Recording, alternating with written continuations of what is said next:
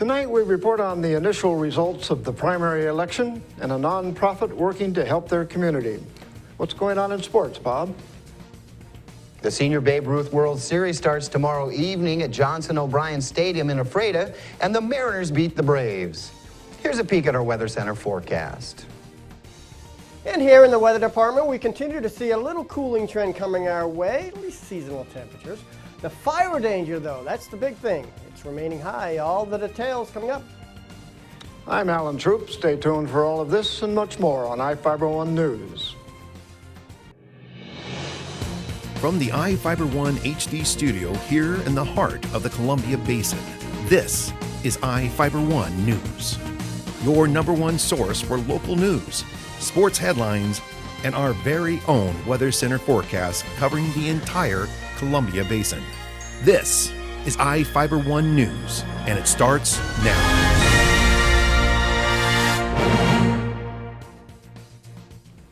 The initial results for the primary election are counted, and 2 races were narrowed to the top 2 candidates receiving votes in their race. 12 candidates were vying to replace Congressman Doc Hastings after he retires. Candidates Clint Didier and Dan Newhouse are leading the race to represent the 4th District in the U.S. House of Representatives. According to the Washington Secretary of State's office, Didier has 30% of the votes, followed by Newhouse with 26.6%. Grant County candidate Janaea Holmquist was in 4th place with 10.5% of the votes, and Gavin Syme was in 8th place with 2% of the votes in the 4th District. In Grant County, the auditor's office counted 11,347 ballots on Tuesday and estimate that 2,000 ballots remain to be counted. The race for Grant County assessor is between Melissa McKnight, who received 41% of the votes, and incumbent Lori Grammer, who received 30%. Dave Dingus is trailing with 28%.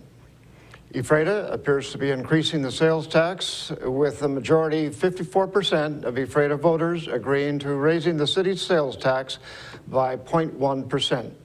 It will help pay for a police captain and an interagency narcotics enforcement team detective.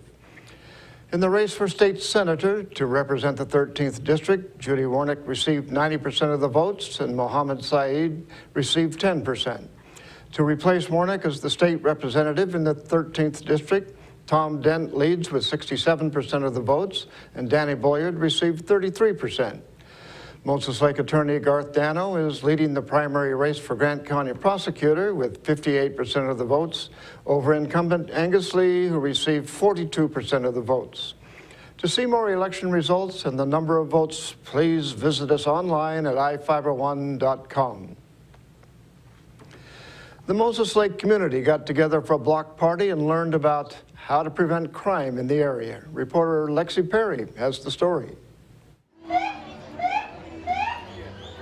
Flashing lights and free food. The Moses Lake Police Department teamed up with the Moses Lake Business Association to teach the community about crime prevention at National Night Out. Chief of Police David Ruffin says the event is a good way to put out information to the public about what the department looks for and how the community can help. It's about partnerships, and certainly the public is our eyes and ears out there, and a lot of times our successes are directly due to the public. The event is a nationwide program designed to enhance awareness about crime prevention. This is the 4th year that Moses Lake has participated. Organizations such as Moses Lake Community Prevention Coalition, Central Basin Traffic Safety Task Force, Emergency Management, and Grant County Sheriff's Office provided traffic safety and child safety information. A new addition this year, which seemed to be a crowd favorite, the dunk tank, where attendees had a chance to dunk members of the police department. You know, I bet you each one of us probably been dunked about 25 times already, so there's more times than not we're getting dunked. So. Reporting for iFIBER 1 News, I'm Lexi Perry. Thank you, Lexi. A man will spend more than 2 years in prison for leading police on a high-speed chase through Ephrata in January. Christian Bustos, a 19-year-old man, pleaded guilty in Grant County Superior Court to attempting to elude a pursuing police vehicle. Judge Evan Spurline followed the recommendation from the attorneys and sentenced Bustos to 2 years and 6 months. Bustos was the driver in a January pursuit that began when an Ephrata police officer saw a 1989 Honda Civic matching the description of a car used in a burglary. When the officer tried to stop the car, Bustos tried to flee. He drove above 80 miles per hour on Basin Street in Ephrata and then crashed while turning onto Road B Northwest. He ran for about 60 yards and tripped. Police found him carrying a meth pipe, a loaded firearm magazine, and a handgun was at his feet.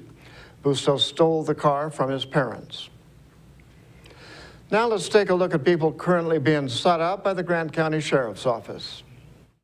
This is Sheriff Tom Jones with the Grant County Sheriff's Office. Each of the people you see here have a warrant for their arrest. If you see any of these people, we ask you do not attempt to detain or apprehend them, but call us at 509-762-1160 or send us an email at crimetips@co.grant.wa.us. If the person is presenting a danger, call 911. With your help, we can bring these people to justice and make our community safer. Stay tuned. Weather and sports are coming up. We'll be right back after this.